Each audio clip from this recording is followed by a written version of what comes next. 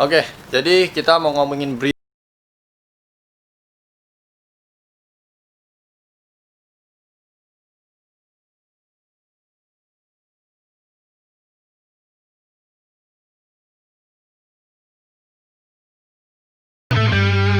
Breeding itu pastinya lu harus tahu dulu lu punya BP sepasang, ada cowok, ada cewek, umurnya udah cukup, beratnya udah sesuai, baru lu bisa mulai breeding. Nah, untuk breeding pertama, yang paling pertama itu lu gabungin, kawinin mereka dulu kan. Kalau di BP itu nggak cepet, maksudnya lu mesti sabar, nggak kayak anjing, nggak kayak kucing. Kita tahu kapan dia masa subur, kita kawinin pas dia masa suburnya, jadi gitu kan. Sama, BP itu juga ada masa subur, cuma kita nggak tahu kapan dia masa suburnya. Jadi caranya untuk dia hamil, kita sebagai breeder itu kita coba terus seminggu kita kawinin sampai ketemu dia masa subur. Itulah terjadi dia hamil, terus dia bisa kasih telur. Nah, untuk tahu kapan masa suburnya kita nggak tahu, maka dari itu kita harus coba terus, kita kawinin terus. Nah, pertama itu kita gabungin cowok dan ceweknya, jantan dan betina kita gabungin bebas. Kita bisa ambil dari kandang jantan, si jantannya ditaruh di kandang betina, atau mau yang betina ditaruh di kandang jantan, itu no problem, itu bisa aja. Setelah itu tinggal lihat ada ngelok nggak. Ngelok itu kawin, kopulasi. Oke, contoh ngelok nih, gua kasih lihat nih. Tuh, ini contoh BP yang lagi ngelok. Kelihatan kan? Yang di atas tuh banana NC nya jantan, yang di bawah NC pinstripe nya cewek. Nah, biasanya yang angkat ekor itu jantan, yang di bawah ngangkat ke atas itu biasanya jantan. Nah, betina itu yang di bawah. Jelas kan? Nah, ini yang namanya ngelok atau populasi. Nah, dia bisa begini itu sekitar nggak tentu, dia bisa 24 jam, kadang ada yang bisa sampai 2 harian, 48 jam sampai 3 harian juga ada. Tapi rata-rata itu mereka melakukan ini cuma 24 jam. Jadi lama ya mereka ngeloknya ya, nggak kayak orang. Ya, oke, jadi setelah ngelok kita coba terus gantung, ngelok terus setiap minggu kita ngelokin. Nah, sampai dia ovulasi itu baru dia hamil, baru kita berhenti gabungin. Selama belum ovulasi kita masih akan gabungin terus sampai dia ovulasi. Oke. Nah, untuk populasi, untuk ngelok kita akan lihat sign berikutnya itu, ada sign berikutnya itu adalah ketika betinanya tiba-tiba mogok makan. Nah, biasa waktu ngelok begini itu betinanya itu makannya rajin, makannya kuat tuh. Nah, tiba-tiba sampai satu titik dia akan berhenti makan. Itu waktu dia berhenti makan berarti dia udah developing sel telurnya, dia udah pembentukan sel telurnya. Nah, ketika dia pembentukan sel telur, dia akan mogok makan, dia akan berhenti makan. Nah, itu menjadi good sign berikutnya. Oke guys, jadi selanjutnya yang kita perlu lihat itu dia glowing. Jadi kalau dia udah menunjukkan sign-sign yang bagus seperti yang sudah saya jelaskan sebelumnya, dia akan glowing. Glowing itu maksudnya warnanya itu dia akan jadi kayak cerah banget. Padahal sebelumnya nggak kayak gitu, tiba-tiba warnanya jadi agak cerah dan perutnya makin besar. Jadi dia nggak makan, dia udah mogok makan kan, tapi perutnya makin besar. Cuma dia belum ovulasi. Jadi ini belum ovulasi, tapi udah kelihatan dari perutnya. Perutnya itu makin gede, dan kita itu biasanya gampangnya tuh lihat dari diangkat. Nah, ini gua akan tunjukin warnanya dulu. Warnanya dia akan makin bright gitu, yang namanya glowing biasanya. Jadi ini BP-nya masih gua pairing karena belum ovulasi kan. Ini warnanya udah kuning banget, biasanya nggak kayak gini, biasanya agak orange tua gitu. Ini sekarang jadi kuning terang gitu. Terus sekarang gua akan kasih lihat gimana cara lihat perutnya gede itu maksudnya gimana. Nah, jadi itu biasanya diangkat. Nah, diangkat, dilurusin ke atas gini. Terus dilihat dari bagian punggung. Tuh, kelihatan nggak tuh bedanya? Nah, di sini nih, ini nih. Nah, agak jadi lebar. Di sini kurus, di sini lebar. Nah, kurus lagi. Nah, yang kayak gini nih, itu udah menunjukkan good sign. Itu dia udah menunjukkan good sign. Jadi ini tinggal tunggu waktu aja. Tuh, lihat lagi nih. Tuh, Kelihatan nggak lamnya? Oke, jadi di tahap begini biasanya lu orang juga bisa palpating. Palpating itu maksudnya dipencet perutnya, diraba agak keras, ditekan untuk menghitung jumlah sel telur yang ada, follicles. Kalau dalam bahasa Inggris itu namanya follicle, jadi bisa diraba, dipencet sambil dihitung ada berapa banyak itu jumlah telurnya. Cuma saya nggak lakuin lagi sekarang karena nggak ada gunanya juga. Kita cuma tahu dia punya berapa telur, dan punya berapa telur itu kan no big deal gitu loh. Dia punya 7 telur, belum tentu 7-7-nya bagus, bisa aja ada yang selak gitu kan. Terus 7-7 itu kan kita juga masih banyak rintangannya, masih banyak tantangannya, masih banyak apa yang masih kita kerjakan, masih banyak sampai dia netes gitu. Jadi menurut saya itu cuma tahu doang jumlah telurnya, tapi ya itu doang, that's it. Lu cuma tahu jumlah telur, dan jumlah telurnya itu juga nggak pasti gitu loh. Bisa ada selak, bisa ada bagus tapi nggak ada isinya dalamnya. Gue udah nggak kerjain palpating itu, cuma gue hanya dari lihat. Kalau dia udah ada yang kayak tadi, benjolan kayak tadi di perutnya, menurut gue itu udah good sign. Dan kita akan lanjut ke tahap berikutnya, karena yang udah gede begitu biasanya sekitar kurang lebih sebulanan lah dia akan ovulasi. Oke, jadi berarti next kita akan lihat bagaimana itu ovulasi, karena udah di tahap sampai udah good sign, itu sel telurnya udah makin besar, tinggal tunggu waktunya ovulasi. Oke, jadi tahap selanjutnya yaitu ovulasi. Nah, kalau dia udah ovulasi berarti dia udah pasti hamil nih. Ovulasi itu dia perutnya bengkak, tapi enggak terus-terusan. Dia bengkaknya sekitar 24 jam. Habis itu dia balik normal lagi, balik kecil lagi. Nah, orang sering bilang gimana dia ovulasi? Ovulasi itu sebenarnya jelas. Kalau kamu setiap hari ngeliatin tuh ular, perhatiin, itu kalau begitu di ovulasi itu nggak akan salah, lu nggak akan ragu. Kalau masih ragu itu berarti belum. Nah, begitu di ovulasi itu biasanya lu udah nggak akan ragu lagi deh, karena itu bentuknya bener-bener obvious, bener-bener jelas, kayak habis nelen kaleng Coca-Cola gitulah. Jadi gede gitu. Nah, yang ini juga udah ovulasi nih, tapi masih tahap awal. Kayaknya sih besok bakalan bisa bengkak lagi nih. Ciri utama dari ovulasi itu lihat bagian ekornya. Ini kayaknya nggak gitu kelihatan ya kalau di kamera ya, dia di video nggak gitu kelihatan. Tapi ini ekornya ini dia udah mengecil. Bagian ekornya ini dia mengecil, sedangkan perhatiin ini bagian badannya nih, ini gede.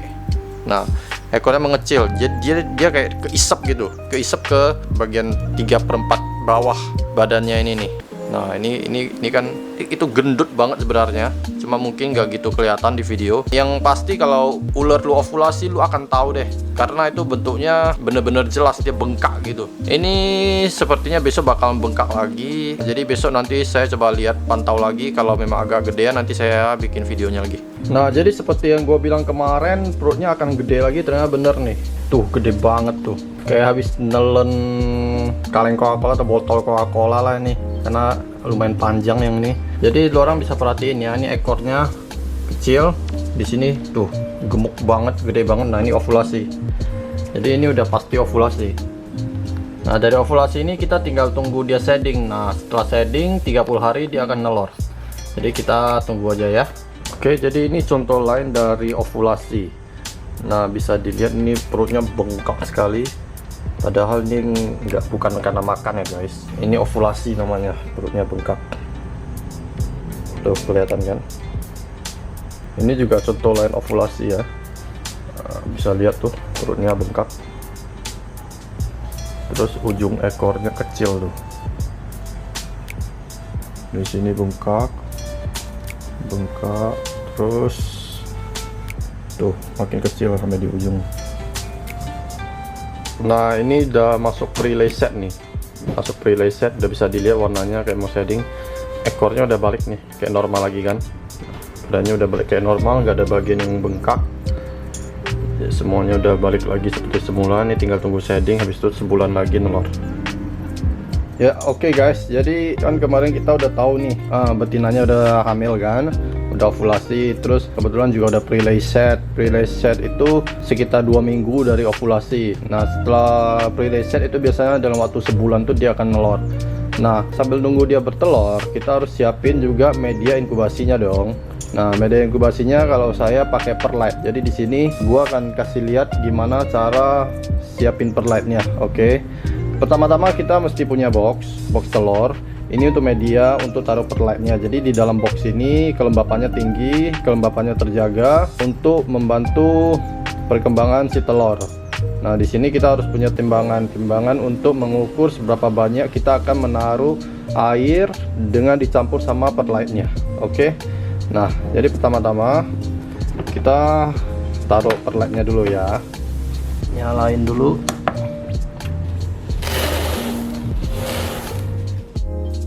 Oke, jadi saya menambah sekitar 600 gram ya, 600 gram perlight. Ini bisa dilihat kan, pecah, masih kering. Ini perlu kita tambahin sama air. Nah, airnya itu biasanya kita tambahin 1:1. Nah, jadi 600 gram perlight campur dengan 600 gram air. Tapi biasanya saya nggak campur sampai 600 gram. Saya bisa 80%, 90% nya supaya nggak terlalu lembab. Oke, kita campurin air dulu ya. Oke, kalau udah dicampur, sekarang diaduk dulu.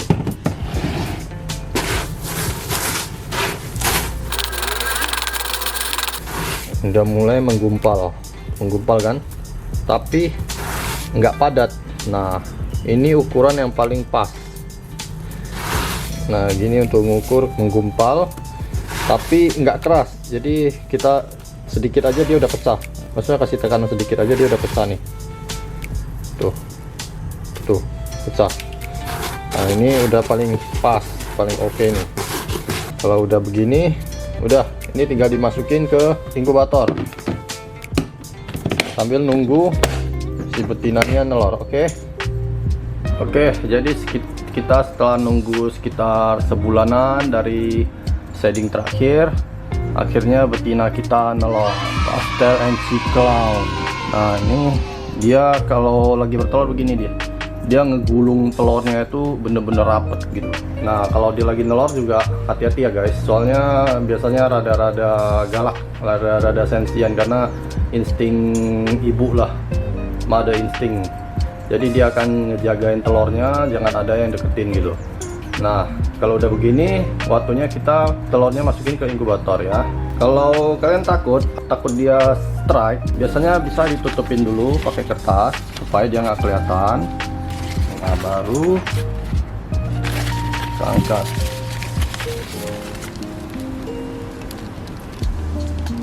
Oke, bisa dilihat tuh perutnya sampai kempes begitu. Nah, ini dia udah keluarin telurnya semua dan kelihatannya memang gak ada sisa.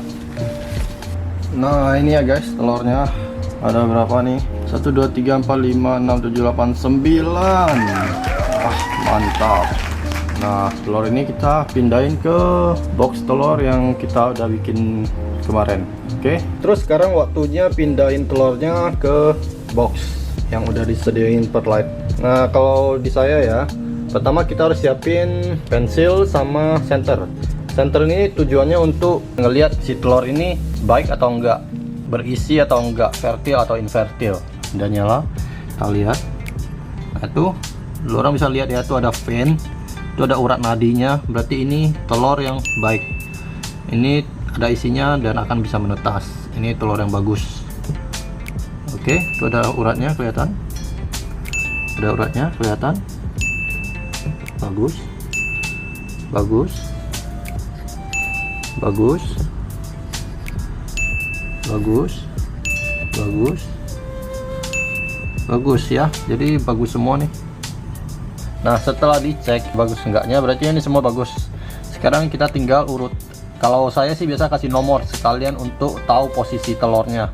Jadi kalau posisi telur ular itu enggak boleh kebalik ya guys. Jadi kalau misalnya hari ini di atas, ini harus seterusnya harus di atas, nggak boleh kebalik. Jadi misalnya ini kan bagus nih, telurnya rapat. Kalau yang telurnya satu-satu itu biasanya kadang takutnya keguling. Nah, kalau takut keguling itu kan takutnya posisinya berubah, jadi kita tandain dulu. Oke, nah jadi kita tahu sekarang posisi yang bagian atas mana, bagian bawah mana. Nah, sekarang saatnya kita pindahin ke media inkubasinya, ke boxnya.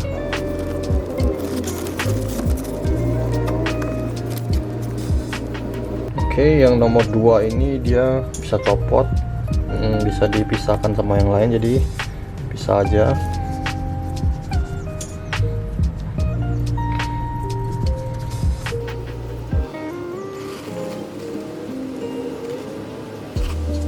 Waktu taruh telur usahakan jangan kena dinding kotak ya, si telurnya jangan sampai terkena dinding kotak. Bikin posisinya biar supaya nggak bisa kegeser. Oke, gini doang. Ini tinggal ditutup, selanjutnya tinggal masukin ke inkubator dan tunggu sekitar 60 hari untuk suhu di 31,6 atau 31,2 di 89 Fahrenheit. Nah itu dia 60 hari netes. Kalau di bawah itu, misalnya di bawah 31, mungkin dia akan agak lama netesnya. Kalau dia di atas 31 akan lebih cepat netesnya, tapi idealnya itu di 31 derajat Celcius. Oke, jadi sekarang kita balik ke emaknya ya. Emaknya itu mau kita cuci supaya bau telurnya hilang, jadi dia bisa makan lagi kalau dia udah dikeluarin dari telur-telurnya. Karena kalau BP itu dia kalau masih ngerasa dia masih ngeramin telur, dia masih ada bau telur, dia kadang nggak mau makan, karena itu tugas dia sebagai induknya itu untuk mengeramin telurnya. Jadi kita harus cuci bersih supaya nggak bau telur lagi.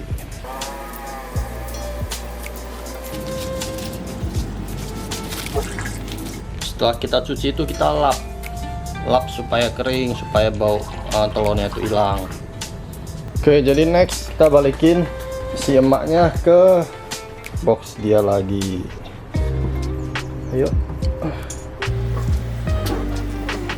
Tempatnya juga agak dibasahin ya, koran-korannya di spray agak lembab, terus minum, kasih airnya agak banyak karena biasanya haus tuh. Oke guys, jadi ini saya mau bikin video cutting telur ball python. Ini udah hari ke 58. Biasanya normalnya hari ke 55. Ini hari ke 58 baru keluar tuh kepalanya. Amannya itu biasanya kalau mau cutting itu tunggu aja salah satu udah keluar sendiri, kepalanya udah keluar sendiri, baru mau cutting semua itu silakan. Tapi kalau nggak yakin, jangan cutting dulu sebelum ada yang keluar kepala, karena kadang mereka terbentuknya beda-beda tergantung suhu inkubator lu juga. Kalau suhu inkubatornya tinggi, dia lebih cepat keluarnya. Tapi kalau suhu inkubatornya agak rendah, mungkin di 30 atau 29, itu bisa makan waktu lebih lama. Kayak bisa 60 hari atau 65 hari dia baru bisa keluar dari telur, baru siap keluar dari telur. Ini kebetulan hari ke-58 udah 3 yang udah keluar sendiri. Makanya hari ini kita baru bisa cutting. Oke. Ya seperti lu orang bisa lihat, dari total 9 telur ada 2 yang rusak. 2 yang rusak ini juga gua biarin aja, karena kalau telur sehat itu nggak akan keganggu sama telur rusak yang udah berjamur parah kayak gini. Dia nggak akan keganggu, dia tetap akan survive kalau memang benar dia sehat. Ini udah kebuka, kita lihat dulu apa isinya.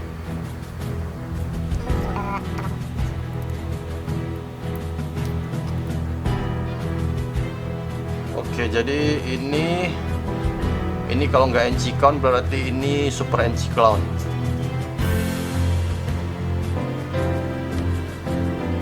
Udah kebuka dulu ya. Kita bantu supaya lubangnya lebih gede. Kasian dia.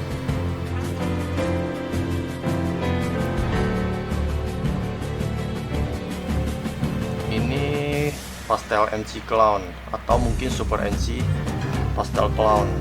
Ditunggu keluar dulu. Oh ya, sebelum mulai alatnya ini ya guys, gunting sama pinset ini aja cukup, dibersihin dulu pakai alkohol biar bersih.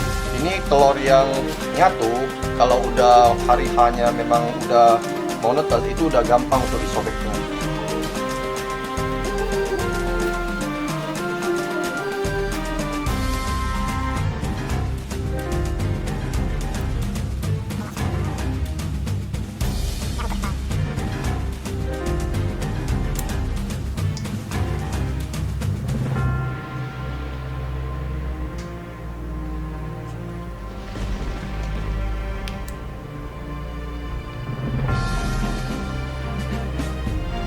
Super NC Pastel Clown, yakin gua.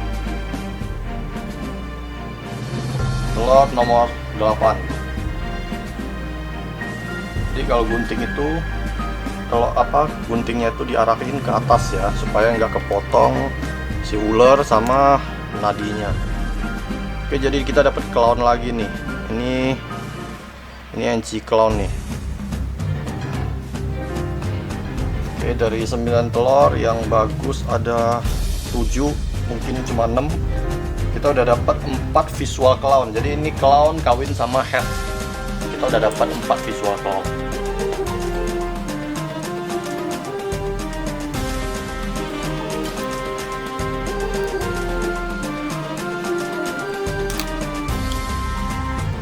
Oke, clown lagi guys. Jadi ini NC clown atau super NC clown. 5 visual clown.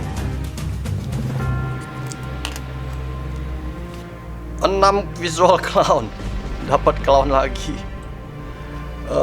Ini kayaknya NC pasti ada.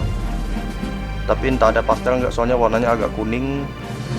Jadi kita mesti nunggu sampai dia netes sendiri, keluar sendiri besok. Nah, jadi ini nomor 7, ini gua nggak gitu yakin dalamnya sehat apa enggak, soalnya warnanya juga udah agak-agak kehijauan di sini. Kalau yang 2 itu udah pasti, 2 ini udah pasti nggak jadi. Coba kita buka.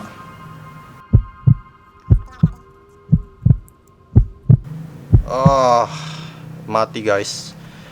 Jadi udah nggak kelihatan kan, kayak tadi semua ada darah-darahnya, ini bening gitu kan. Tapi ini sebenarnya juga dia udah terbentuk sempurna, cuma mati tengah jalan. Ya begitulah breeding. Dan ini clown lagi. Ini juga gua yakin, waduh, ini jackpotnya nih. Ini super NC super pastel clown.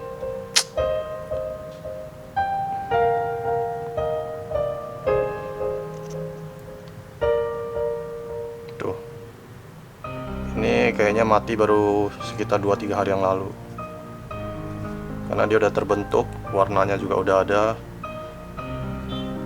tapi nggak survive. Sayang sekali. Oke, jadi ini setelah gua buka, tadi yang rusak juga gua buka. Kalau yang ini udah mati lama nih. Ini udah mati lama, lihat, bisa dilihat warnanya belum ada. Kalau ini kan lihat warnanya udah ada nih, warnanya udah kuning. Kalau yang ini barusan mati, dan matinya karena ini dia terlilit tali pusar sendiri nih, twisted umbilicals. Ini cukup sering terjadi, dan ini benar-benar mimpi buruknya breeder lah, karena ini benar-benar simple. Nah, lihat, bisa lihat dia kelilit, jadi ini kesimpul sendiri. Dan ini sebenarnya bisa diselamatin kalau ketahuan lebih awal. Caranya ini dibuka. Nah, udah begini, kalau udah ditarik begini, nah dia udah bebas tuh. Cuma karena taunya telat, udah mati duluan, udah nggak ketolong. Itulah gunanya cutting. Cutting itu biasa buat ngeliat ada masalah nggak, atau mereka bisa keluar sendiri nggak. Nah, kalau kayak gini, ini udah terlambat lah. Mau gimana lagi? Oke, jadi setelah mereka keluar sendiri dari telur semua, sekitar 2 hari sampai 3 hari dari kemarin kita potong telurnya, kita sobek. Nah, sekarang mereka udah keluar sendiri. Kita tinggal siapin wadah, ditaruh tisu atau handuk, dibasahin supaya lembab. Nah, ini habis itu kita taruh semua BP-nya ke wadah sini. Dan tinggal tunggu mereka setting pertama. Setelah mereka setting pertama, baru kita ID lagi, setting, dan taruh tempat masing-masing. Dan ini tempatnya dimasukin ke inkubator lagi supaya suhunya sesuai sama waktu pertama mereka netes. Oke guys, jadi lu orang udah lihat kan video tentang breeding ala DSR. Jadi kesimpulannya nih, pertama itu pastinya harus ngelok dulu. Jadi tinggal jantannya ditaruh di tempat betina, atau sebenarnya betina ditaruh di kandang jantan juga bisa. Terserah mau gimana caranya, itu bebas. Tapi di tempat saya lebih prefer yang jantan taruh di tempat betina. Nah, setelah mereka kawin, itu prosesnya cuma sekitar 8-24 jam, tapi kadang-kadang bisa sampai 3 hari masih ngelok. Itu nggak apa-apa, biarin aja. Setelah selesai ngelok baru angkat. Nah, setelah diangkat, ya udah, prosesnya berulang-ulang itu sampai ketemu yang namanya ovulasi. Nah, kalau sudah ovulasi, berarti si betina sudah hamil. Betina sudah hamil berarti tidak perlu dikawinkan lagi. tinggal tunggu pre-lay set. Nah, ovulasi sampai ke pre-lay set itu sekitar 2 minggu. Jadi 2 minggu itu si betina akan shedding. Begitu shedding, dicatat tanggalnya, tanggal pre-lay set. Nah, baru sebulan setelah itu, sebulan setelah pre-lay set, dia akan nelor. Nah, itu juga kadang-kadang nggak selalu sebulan, bisa meleset, bisa lebih cepat, bisa lebih lama. Itu tergantung dengan suhu betina. Jadi biasanya mereka kalau mereka lagi kawin itu mereka butuh dingin, tapi setelah ovulasi, setelah pre-lay set mereka butuh hangat. Hangat itu bukan dijemur, tapi mereka cuma butuh hangat dari panas panas di bawah perutnya doang. Itu supaya pembentukan telurnya itu lebih cepat. Kalau umumnya di suhu 31 derajat, 30 sampai 31 derajat itu sebulan lah, 30 hari itu udah keluar telurnya. Setelah keluar telur, apa yang dilakukan lagi? Yaitu siapin wadahnya. Wadahnya dipersiapkan pakai vermiculite atau pakai perlite bebas. Campurannya 1:1 air, atau nggak usah sampai 1:1 juga bisa. Nah, habis itu telurnya ditaruh saja di atas vermiculite-nya atau perlite-nya. Itu bisa langsung, bisa juga pakai tatakan. Jadi si telur nggak langsung ke perlite, tapi ditaruh tatakan lagi, jadi si telur itu di atas tatakannya. Itu bebas, gue udah coba dua-duanya, langsung di media atau di atas tatakan, itu sama-sama bisa netas. Yang terpenting itu inkubator. Inkubator itu mesti bener. Inkubator itu mesti stabil suhunya. Nggak boleh terlalu naik turun terlalu jauh, spike-nya terlalu tinggi, nggak bisa. Jadi kalau cuma naik turun 1-2 derajat masih oke. Nah, yang penting inkubator stabil, tinggal tunggu 60 hari si telur akan menetas. Biasanya hari ke-55 kalau suhu inkubatornya konstan di 31-32 derajat Celcius. Jadi biasanya tuh 55 hari itu udah akan ada yang ngintip. Nah, kalau udah ada yang ngintip itu artinya dia keluar sendiri, kepalanya tuh keluar sendiri dari telur, dia ngintip begini doang. Berarti itu mereka udah siap keluar semua tuh satu clutch, tinggal bisa digunting. Digunting itu ada caranya, bisa dilihat di video juga. Setelah digunting itu bisa kecil aja, nggak usah buka besar-besar. Jadi guntingnya itu cuma V-shape, kita bisa lihat ke dalam. Tujuannya supaya si anak BP tadi nggak tenggelam karena dia nggak bisa keluar. Itu untuk menghindari resiko itu aja. Sebenarnya mereka bisa keluar sendiri. 99% itu mereka bisa keluar sendiri, tapi ada 1% itu mereka kadang nggak bisa keluar sendiri, entah kenapa, mungkin mulutnya terlalu lemah atau badannya terlalu lemah, kita nggak tahu. Mereka tuh keluar itu dari egg tooth. Jadi si anak baby BP itu yang waktu mau keluar dari telur, itu di ujung mulutnya itu ada kayak semacam jarum. Jadi kayak itu tajam. Nah, itu nanti mereka akan tumpul sendiri atau mungkin copot. Gue juga nggak pernah perhatiin. Soalnya tiba-tiba nggak ada aja. Jadi itu agak tajam. Itu mereka bisa gunting si telurnya itu, kulit telurnya itu mereka bisa sobekin, mereka keluar sendiri. Itu proses alaminya. Tapi kalau kita mau bisa bantu gunting, itu untuk mengurangi resiko yang 1% tadi. Jadi nggak banyak, tapi untuk mengurangi resiko aja. Setelah itu ya udah ditunggu aja. Selamat. Kalian sudah mendapatkan anakan BP, tapi juga belum selesai juga. Ya, tergantung hoki kalian dapatnya apa aja. Setelah itu, setelah anakannya keluar, nah perlu diperhatikan lagi. Tunggu sampai shedding pertama, baru dicoba kasih makan. Prosesnya itu setelah dari telur sampai shedding itu sekitar seminggu sampai 10 hari lah. Nah, begitu udah selesai shedding, baru kalian boleh coba kasih makan. Coba kasih makan juga, kalau dia nggak mau ya udah biarin dulu, karena mereka masih ada cadangan telur di perut. Itu 3 kali deh, 3 minggu. Kalau dicoba terus masih nggak mau makan, jadi mau nggak mau terpaksa di assist. Assist itu banyak caranya di Google, di YouTube. Gua nggak bisa kasih contoh karena agak-agak serem, agak-agak stres. Gua juga stres, ularnya juga stres. Jadi cek aja, itu udah ada banyak yang bikin, tinggal dilihat aja caranya gimana. Sekian dari DSR, breeding tips ala DSR. See you.